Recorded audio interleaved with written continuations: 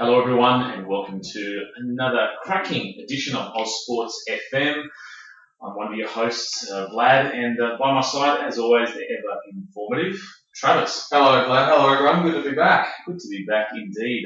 Action-packed weekend of sport, or a week of sport I should say. So a lot to talk about in this week's episode, and I guess it's a mixture here, but we do also have a guest coming in today, which is one of your good mates, Dylan Hicks. Yeah, he'll be in later, have a chat to us. Yeah, about the Stawell Gift. So he's one of the, the running coaches here in Adelaide, and he's going to give us a bit of an insight into the world of athletics and running. Yeah, and it's probably good we have Dylan come in because it's not something you or I know terribly much about, so it'll be good to hear from one of the experts and get a real, insightful opinion of the Yeah, we're branching out here in Ozsports FM.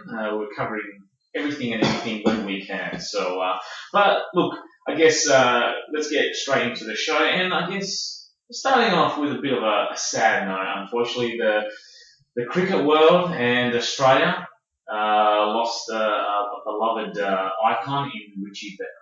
Yeah, pretty terrible news that's come out in recent days about Richie Benaud. Obviously an icon of Aussie sport, an icon of Aussie television, Aussie broadcasting. I think Richie Benaud was a man we all felt we knew in a little bit, in a unique special way, because every summer he came into our lounge rooms through the cricket commentary on Channel 9, and yeah, it's a sad day for sports and for sport in Australia. Yeah, we're definitely going to miss his beige cream jacket and ever silky voice of his when he's calling out the Chew for 22. Yeah, he had a unique way of broadcasting, didn't he? He did. And it was great to actually see the Cricket Australia bring him in for this kind of last summer. He was commentating from his lounge room. I think they brought that in. Did they? Or that was... I'm pretty sure that occurred. I'm throwing that to Daz. I'll find it out. I'm pretty sure that occurred, or they tried to. So I heard that along the track. So I know he was definitely at the launch of the summer of cricket, and I think we've all seen the images. He didn't look like the Richie we know, obviously battling skin cancer at that time.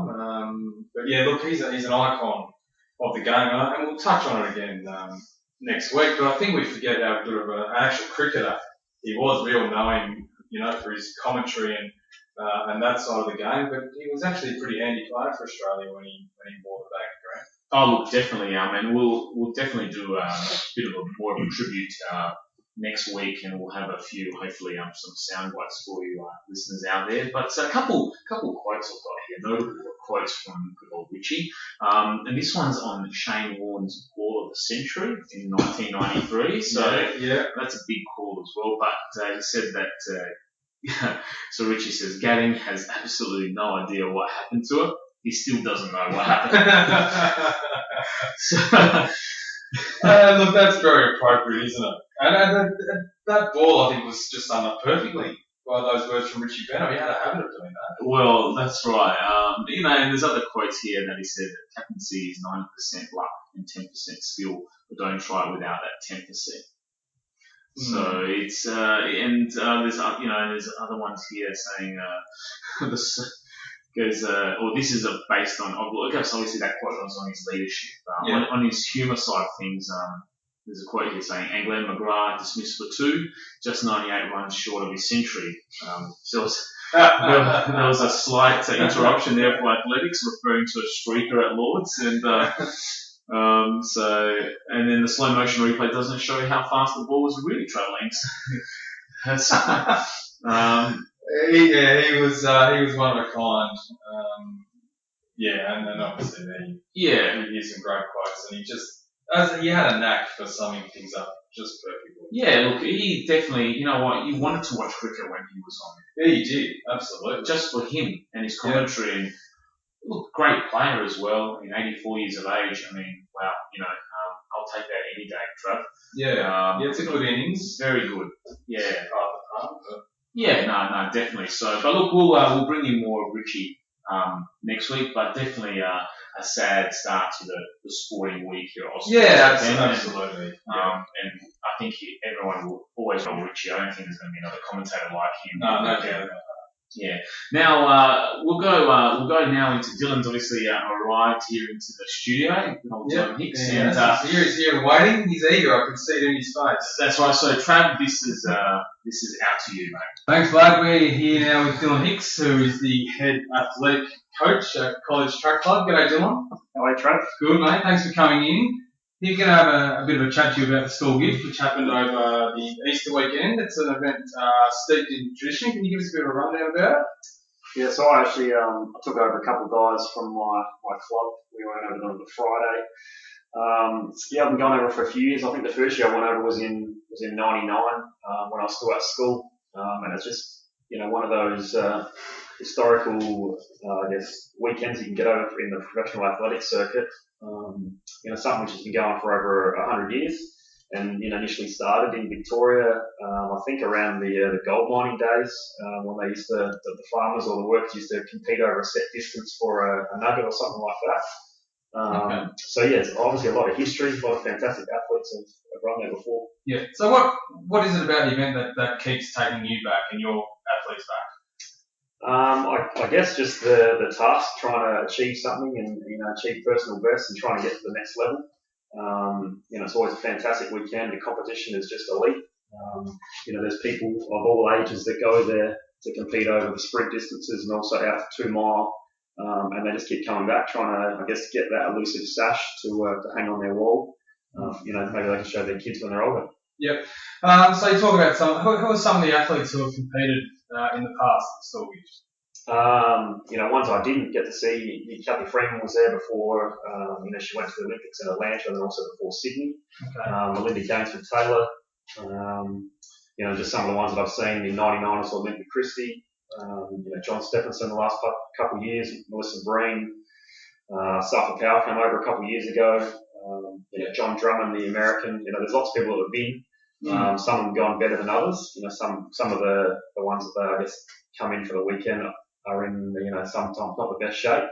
But obviously they get it for the publicity, of course. Yeah, and I suppose because it's run on grass, obviously, the Stawell Gift, and a lot of these athletes are track athletes. So what's the difference between running on track as opposed to running on grass, and is that maybe why they struggle? Primarily they struggle because they're off the back mark, which is the worst handicap, which is obviously where the real elite runners start from, because it's obviously a 120 metre handicap race where they So can we, just touch on the handicap and just briefly explain how that handicap works? In a very layman's sense, if you're elite level, you'll be right at the back, which means you run the most distance. Yeah. And then if you're a person that perhaps has less ability or not quite as fast, then you start towards the front.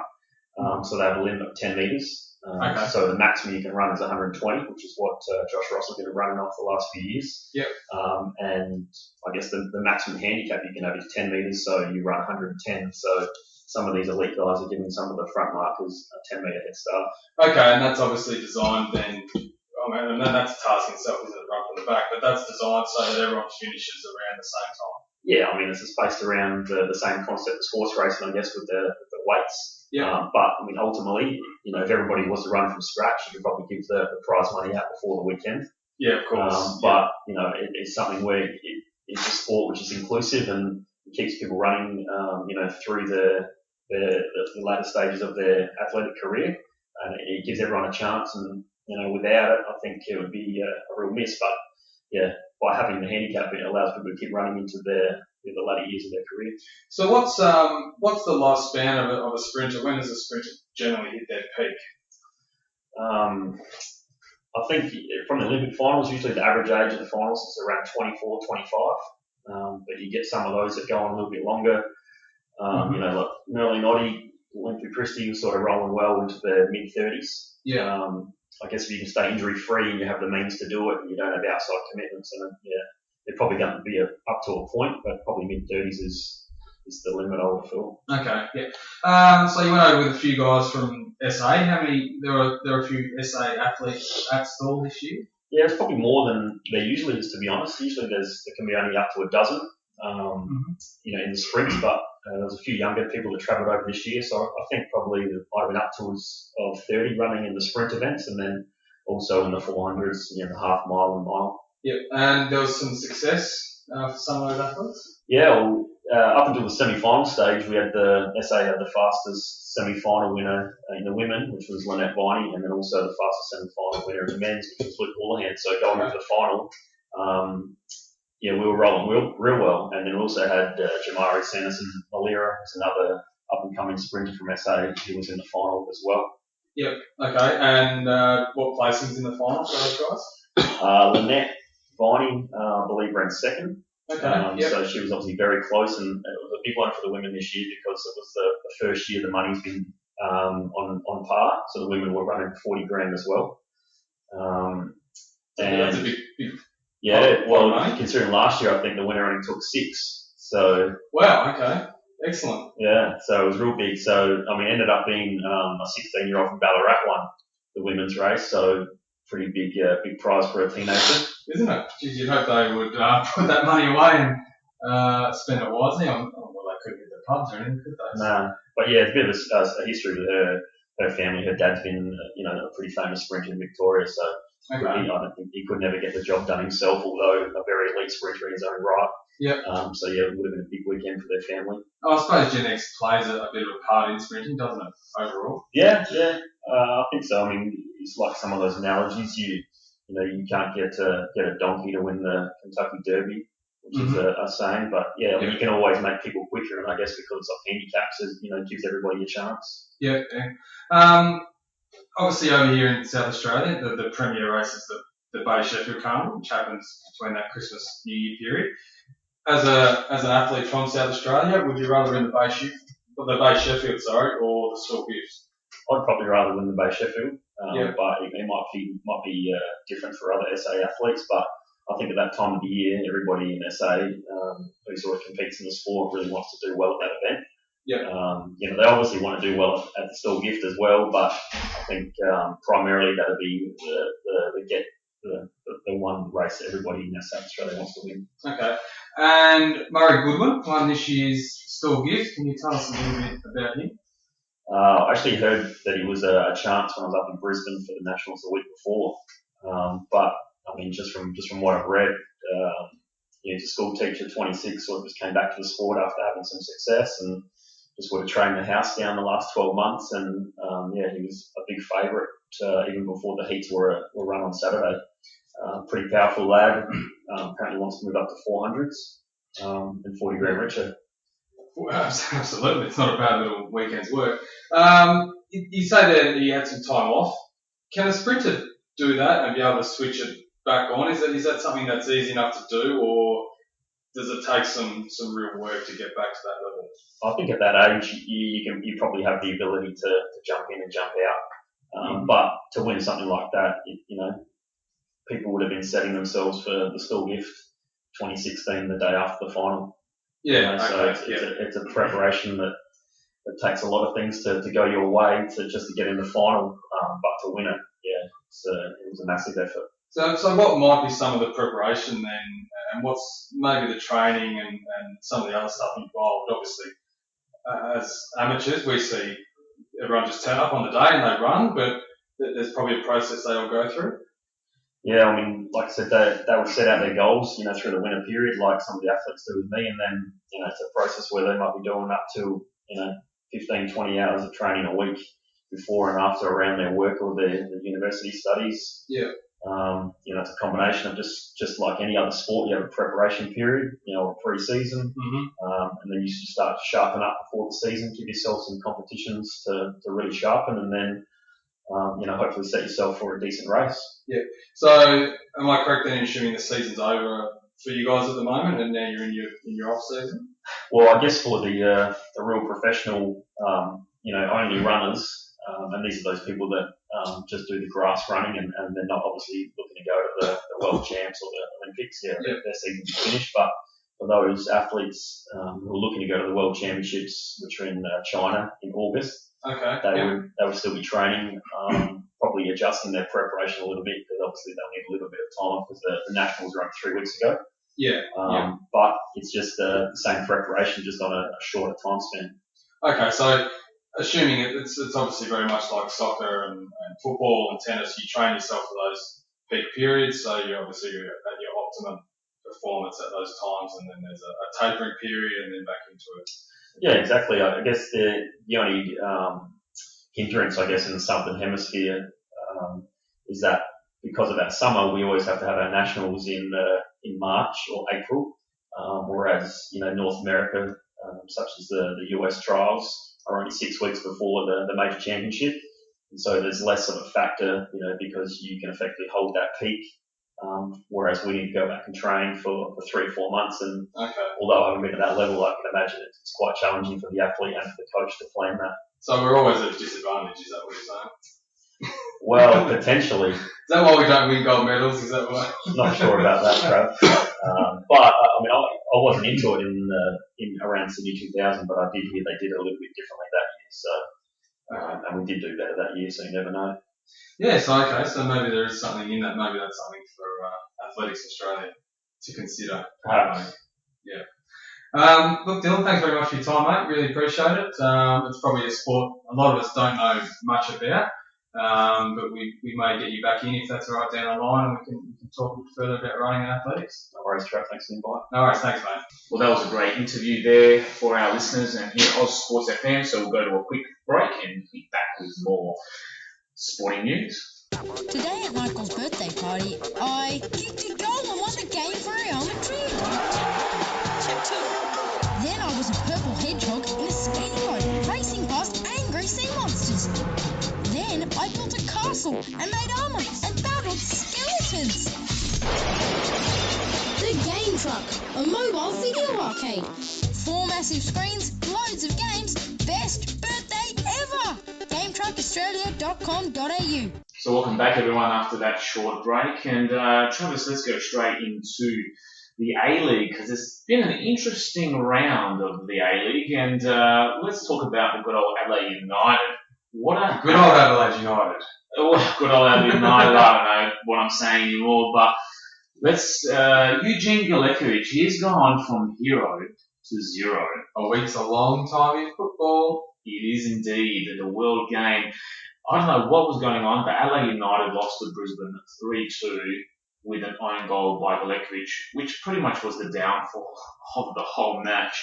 And I didn't get to watch all of it, but I did actually flick it on Foxtel at the right moment when Galekovic, a ball bounced over his head. Outside of the box, I don't know what he was doing. He tried to stop the ball and he pretty much went in the goal. And it was the most stupidest thing I've ever seen. A lapse in concentration, obviously. Is that what do we put it down simply to that? Stupidity is, Travis, absolute stupidity by Galekovic. Without lunching to the point. And, you know what? They were down 1-0 and that was 2-0 after that. So it was game over. Yeah, hard to come back from 2-0. Hard to come back. I mean, look, they did get 2 goals in the end. 71st minute, Goodwin scored a goal, and then Sanchez with a penalty in the 95th minute. But terrible result for Adelaide United. Let's go through the other results and then we'll go to the table. So Newcastle 1-0 victors over Melbourne victory. Sydney FC demolished Perth 3-0. Obviously Brisbane 3-2 over Adelaide. Central Coast 1-0 over Western Sydney. So, does anyone want to win the A-League this year? What's going on? That's a very good question, Travis. Melbourne victory, losing, Wellington, Adelaide United. I don't know. I'm really confused about the A-League this year. Yes, pretty bad. Now, looking at the ladder, Melbourne victory is on top with 44 points. Sydney FC is second on 44, and mind you, Melbourne victory's got a game in hand. Mm-hmm. Perth is in third spot on 44 points. We'll get to them very, very shortly. Adelaide on 43 points, and then Wellington on 42, followed by Melbourne City on 34, which is not even a race. But yeah, look, Adelaide United, shocking result. Galekovic, definitely a big fat zero this week, mate. And the look on his face, shock horror. So look, you know what? They just, you think they're going to deliver. They're getting all these victories, and then they just pull out this disaster. It hasn't been an overly consistent season at all, has it? No, it hasn't. Started well, obviously, and we touched it on it, a few months back now with the FFA Cup victory, and it looked like from there they were just going to continue that on. They had a solid run of form and results, but been very up and down on play. Yeah, so and let's that's a minor thing. What the major thing that's happened in the A-League, if listeners, if you haven't caught up already on what's going out there, Perth Glory have breached the salary cap and are out of the finals. And then the finals haven't even started yet. Bad form, Perth Glory. Very, very bad form. And we've been touching upon a little bit of this subject, I think, since we started Ozsports FM. Now, there's obviously drugs in sport and that kind of cheating, and now salary cap cheating. It pretty much stems down in this situation down to the Andy Keogh signing.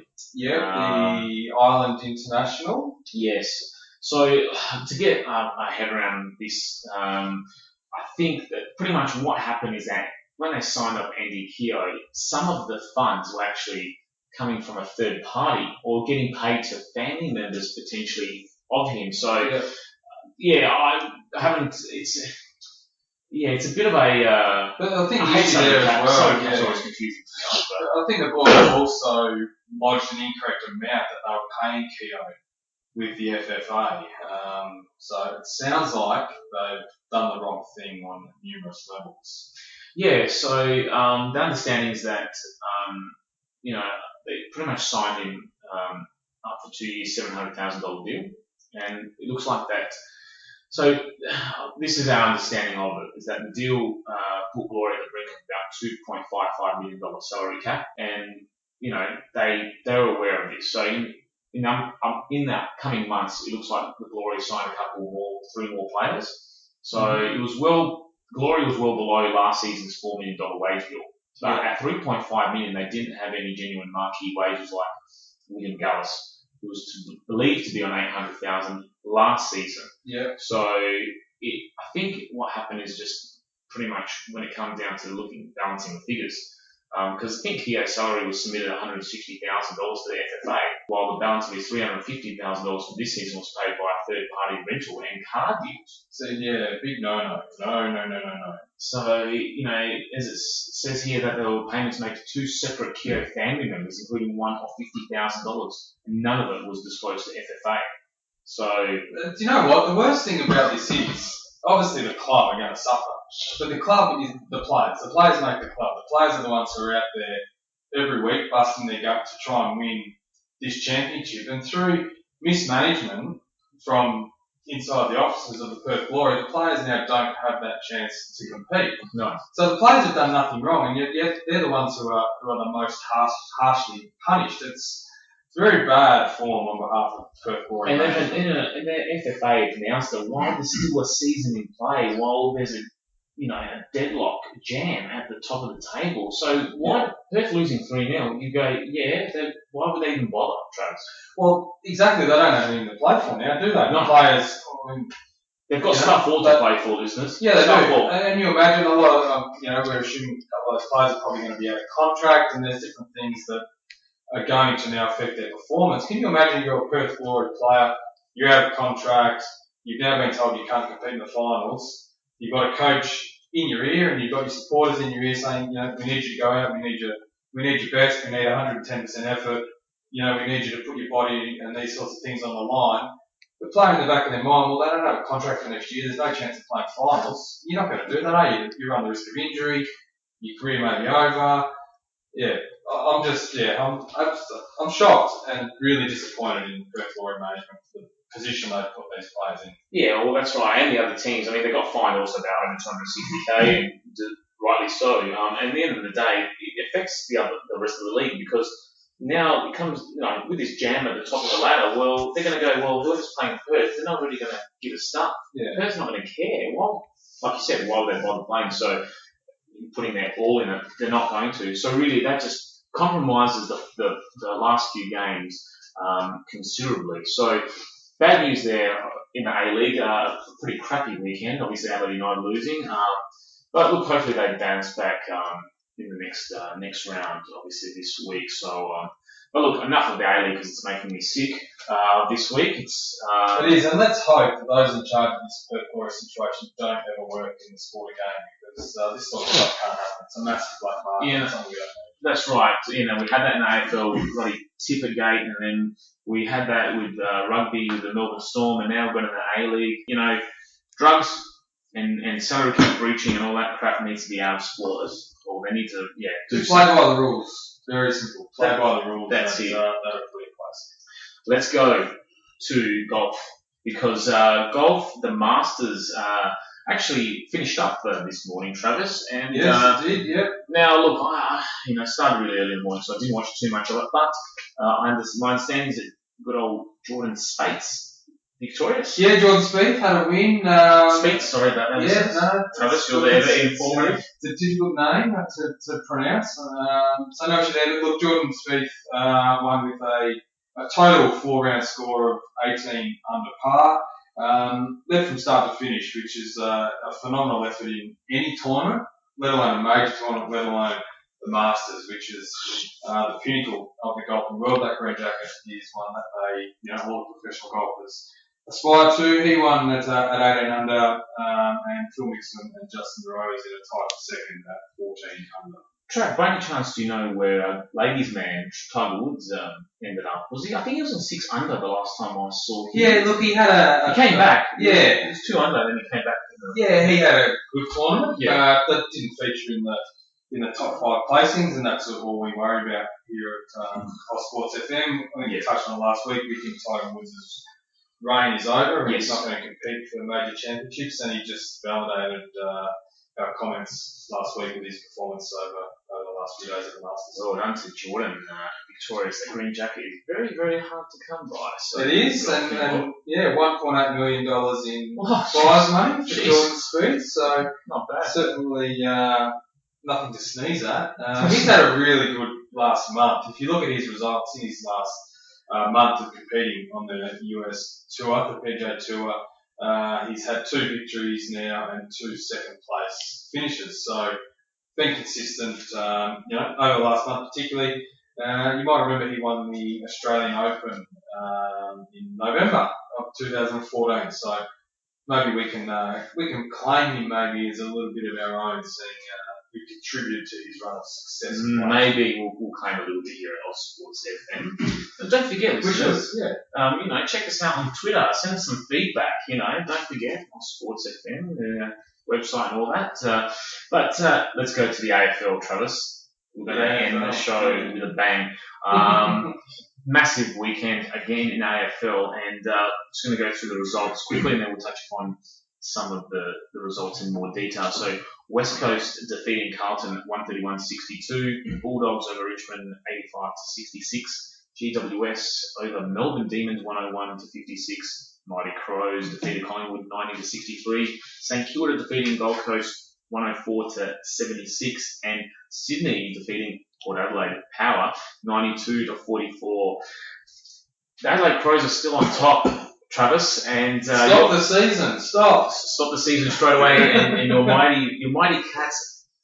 They lost to Fremantle. Lost to Fremantle on Sunday. Yes. Yes, they lost. And forgetting obviously Essendon beat Hawthorn as well at by the last kick. Yeah, wasn't that a great finish? And North Melbourne obviously Brisbane. So, but yes, Adelaide's still on top. A mixed bag of results there. I don't know that tipsters around the country would be too happy with how it all played out. I think a few results probably going against what we all imagined they may have. Yeah. Particularly, the Essendon Hawthorn one is obviously one. I don't know that many people would have tipped St Kilda to beat the Gold Coast up there. No, so, Richmond Bulldogs. Yeah, another one. That's another one. So Sydney Port as well. I picked Sydney, of course, if you remember, listeners. But Travis picked Port, which was a great tip. Yeah, I did. Yeah. So, but look, interesting. I guess I don't even know where to start. Let's start with the Adelaide Football Club, because they are on top and they are undefeated, and they did smash Collingwood early on. They did win by 27 points, but unfortunately their forward structure and offense wasn't that good actually in the second half. Should have won by 60 points, to be honest. Yeah. But they got the job done.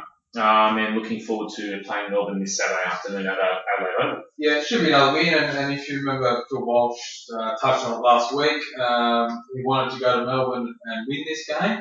His big thing is obviously building credibility back with the Crows. He figures the best way to do that is go to Melbourne and win. Beating teams like Collingwood will certainly help with that. If we're being completely honest, like we are always here, the Crows should have beaten Collingwood. Collingwood are not a top 8 list at the moment, no doubt about that. They are rubbish. The Crows certainly have a top 8 list and the talent to be there, so but I don't think a great surprise with the result. No, look, they just should have been way more. I mean, Walker missed a couple easy shots. I mean, it's playing at Etihad Stadium. It's indoors, there's no wind, so they really fell apart in the second half, and it wasn't a good way to finish. I mean, Phil Walsh in the press conference said, look, he was happy with the defensive effort, and they wanted certain key stats like tackles and etc.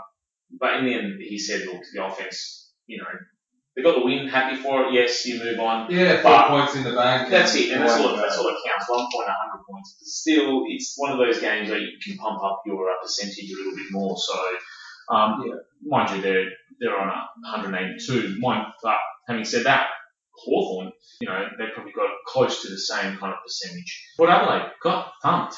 At the Fortress? 48-point loss to Sydney at home. 0-2, not a great start to the season for Port Adelaide Power. Trouble early on. Yeah, I don't know about trouble. I think so. Yeah, we were touching on this, before we came on. Different draws, obviously, for both clubs. Personally, I'm not surprised the Crows are 2-0. Much the same, I'm not surprised that Port are 0-2. I think they could quite easily be 2-0. They've had a couple of really tough games. Yeah. Fremantle and Perth, Sydney at home 100%. for the season. Both games that absolutely could have gone Crows will away. probably lose both those games, to be honest. Yeah. They're playing Sydney and SCG later in the year. You'd pencil that as a loss, to be honest, regardless of what the result is. And Fremantle, well, they're a great team. Well, they are, and they proved on the weekend again how good they are. But yeah, look, no need for panic stations at Port Adelaide at this point. They're obviously bringing new players in as well, so there's a bit of a process that goes along with that. But, Lobby being out is massive. Lobby missing is and he'll be missing out for a while, I think. I think he's got a tear in his calf or something, so keep your eye out there. Listeners, he's definitely going to be out for a while. Yeah, he's obviously very important to their setup and their structure. Yeah. I think when they recruited Paddy Wright, the intention wasn't for him to come across as their lead ruckman. To be out. So he's quickly been thrust in that role. So look, they will be better again, obviously, when Lobby comes back. But yeah, no need for panic stations just yet. Well, they've got, North Melbourne coming up this week away, and then they've got Hawthorn at home. So tough. They've got a really tough start. And then they've got the showdown. Yeah. So really, they could be 0-4 leading up to the showdown, and Crows could be 4-0, but they've got Melbourne and then Bulldogs, which will be actually a tough game, Bulldogs. Yeah, that'll be a tough game, but again, both winnable. So yeah, you're right. The Crows could be 4-0 and 4-4 going into that showdown. Imagine that.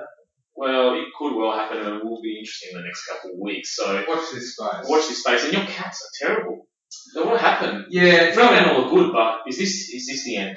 No, not at all. Look, I'm taking a very optimistic view, much like I am with Port Adelaide, with Geelong. Again, look, they've had 2 tough games, Hawthorn and Fremantle. Last year they probably would have won both of those games. They won 7 games, I think, by under 2 goals. When you talk about teams that are around them, in the same position on the ladder. But look, no panic stations yet for Geelong either. They play 2 tough teams. They have 4 winnable games in the next month.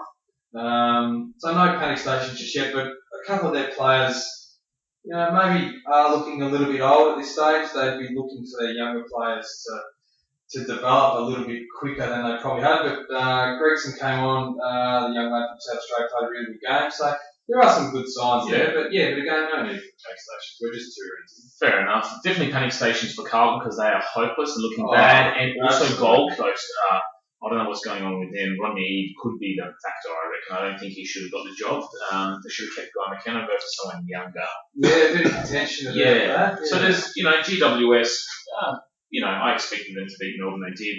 Look, how was GWS? They had a 9-goal third quarter against Melbourne. They were down at half time. It was exploded. It was half time. They kicked 2 goals 6. versus 7-3. At the end of the three-quarter time, it was 11-8 GWS.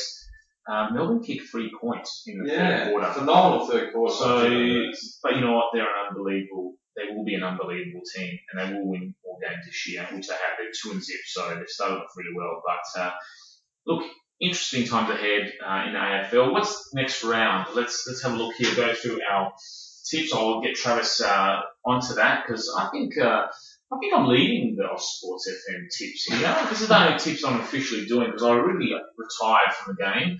I like to watch my AFL games with no stress and keep the hair that I've got on my head instead of losing it anymore. I'm really looking forward to 6 or 8 weeks into the season, and let's just see how things are travelling then. I think I am leading. I've only got Dazza will have that on the website. I'm going to take a look at myself, but let's have a look at the games. Tell you what, Vlad's got his grand final tickets booked already, folks. I do. Go the mighty Crows. God, you know what? It was a great weekend because Port lost. Sturt won. I went to the local football, so Sturt well. They defeated 110-82, and Crows won. It was a great weekend football for me. The Crows SANFL side didn't win though. No, but I'm a Sturt man, so Sturt's my SANFL team. Crows is more development, so whatever happens there happens. They generally lose all the games, from what I've seen. They weren't overly competitive. No, so let's look at now we've got Collingwood v St Kilda for Friday night. I reckon if you had looked at this game at the start of the year, you probably would have said Collingwood every day of the week. Yeah. St Kilda had a really good win over the Gold Coast on the weekend. I'm going to go with St Kilda on the Friday night stage. Yeah, look, I'm with you, Trav. I hate Collingwood. They are rubbish. I'm picking the Saints too. Carlton v Essendon. Well, Essendon by 1,000 goals. Like I predicted last time. Yeah, we love the 1,000 goal prediction. But I'm pretty sure I'm going to be right on the money this time because Essendon beating Hawthorn. It's like Predator Hawthorn. If it bleeds, it will die. And they got their victory. So Carlton should not even bother rocking up. No, I'm with you. Essendon there all the way. I don't know who's going to kick the goals for Carlton this year. Maybe we can lace up the boots. Adelaide v Melbourne. Well, look, Adelaide should beat Melbourne quite comfortably, and I think they're going to have in the back of their mind what happened last year, and I was at their game. Yeah, let's go with the Crows. Sydney v GWS. Look, Sydney Swans. That actually could be a very competitive game. Yeah, I think it will be a very competitive game. We know GWS, if we go back to 2014, beat Sydney in the first round, so they're certainly capable. Yeah, look, that matchup in the next years is going to be really good. Yeah, it's going to be one of those like a lot of showdowns that we have here with the derbies in WA. That's going to be a crackish derby showdown in the years to come, I think, for both cities. I'll go with Sydney there as well. I think their pressure will probably just be a bit too much. They are definitely unbelievable, Sydney Trust. Unbelievable and quite easily can win a premiership. Hands down. This earlier. Certainly, yeah. North Melbourne versus Port Adelaide. Tricky match. Yeah, real tough one. Again, probably at the start of the year you would have penciled Port in for this one, at least I did. Yep. North Melbourne had a great win over Brisbane on the weekend after a pretty ordinary performance against the Crows. So I'm going to stick with Port Adelaide though. I think their form will come back. You don't just lose it from year to year. North Melbourne are a very, very good side, but I just think Port Adelaide have them covered. I'm picking North Melbourne. I'm going for North Melbourne in this game. Brisbane v Richmond. You know what? That'll be an interesting match, and that looks like a Gabba. I'm going for Richmond. I think Brisbane are not there just yet. I think Richmond will win this game. No, they're not. I'm not convinced about Richmond either, though, to be honest. Beaten by the Bulldogs on the weekend. I'm going to go with Brisbane at home. Next match, Hawthorn v Bulldogs. Look, Bulldogs are playing well, great start, but Hawks are not going to lose 2 on the trot, and I'm picking Hawthorn. Exactly. Great thoughts. I'm with you, Hawthorn.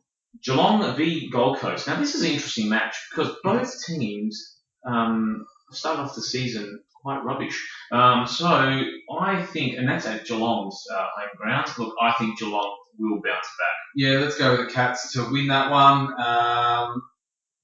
Look, I don't think it'll be a major blowout, but I certainly think the Cats will be breathing fire after their first couple of weeks' performance. If you guys lose though, then there's definitely question marks on this season. And there should be. This is a win that you must get. Absolutely. And the last match is, we've got West Coast v Fremantle. We've got the Derby. Oh, red up now. I thought the Derbies were. Right, I thought there was a Derby round. Am I wrong?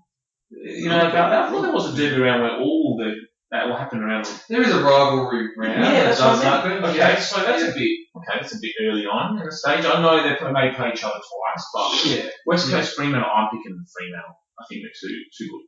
Yeah. Look, I'm going to go with Fremantle as well. I think it'll be a very good game. The loss of Valentine though, who's been suspended for a couple of weeks, that's going to be a hard one for Fremantle to cover. He's very, very important to their structure. Yes, indeed. The way they play. But watching Fremantle closely on the weekend, a traditionally really strong defensive team, but the way they are moving the ball offensively now, I think they'll trouble the Eagles, and we know the Eagles have got a bit of an issue with their tall defenders. So I think with the forward line Fremantle have, they will have the ability to kick a winning score and win that game. Interesting. So look, there's the upcoming round, and it's going to be another cracker of a AFL round, I think, as well. It's going to be interesting next week after the results. Yeah, and I think next week we'll get a true reflection of where everyone's sitting at that point. I think the first 3 or 4 weeks we need to give everyone a bit of a chance to play it out, and then so we'll know more next week about maybe a true reflection of where those teams are at. No. Now, to end the show, we always like to go into highlights and lowlights. So I'll start off with my, lowlight. And, of course, I think it's pitting Richie Benaud passing away is definitely the lowlight of the sporting week. Yeah, I agree. I've got that as my lowlight. Sad news, a sad occasion. He will be missed. And, as we touched on before, cricket commentary won't be the same without Richie Benaud. Any highlight for you, Travis? I have got a highlight. I saw over the weekend from our friends at Fox Sports MotoGP qualifying. I think it was in Spain.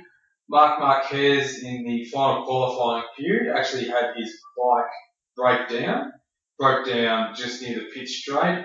Marc Marquez jumped over the barrier, separating the pit wall and the racetrack. Jumped on a spare bike with minutes to spare, went out and qualified in pole position. That is my highlight of the week. That's better than my highlight because I'm struggling to find one. However, it's always a highlight. Well, look, apart from the Adelaide Football Club just dominating the first couple of games, that's semi-highlight. But look, I'm just going to throw it to, the NBA because my beloved Boston Celtics. The listeners out there, if you're any NBA fans, please send me a tweet at that Vlad guy. And Travis, what's it through Trav's eyes. Through Trav's eyes. Any more harder hashtag than that? Or THRU Trav's eyes. Just remember that. And hashtag OzsportsFM as well. Yeah, absolutely. Get involved with us. Yeah, send us a tweet. But my highlight will be my beloved Boston Celtics are looking to head towards the NBA playoffs after being written off earlier in the season. So they won again against the Cleveland Cavs, back-to-back games. So it looks like they're borderline securing a spot. So that is my highlight because I love them dearly. So it's a highlight, but I tell you what, I reckon you'd be disappointed when the first round of the playoffs that is true. comes around because they're probably just going to bomb out. That is true. But that is my highlight because they're just playing great team basketball. They're getting the job done with a pretty semi-average team. Some great individuals, but nowhere near the championship caliber. Watch out for them though in a few years if they can get their draft picks right. 100%. They are my favourite organisation. But look, that's the show for this week. Thanks again, listeners. And obviously thanks to Dylan. Yeah, thanks to Dylan for coming. Fantastic. And hopefully we'll have a few more guests throughout the year. But look, thanks again, listeners, and join us next week, Ozsports FM. Remember, your website, the Twitters, everything. Get in touch with us. Spread the word. Spread the love of Ozsports FM. Yeah, absolutely. Let your friends know. That's it. All right. That's it. That's a wrap for this week. Travis. Thanks, bud. See you next week. See you, mate.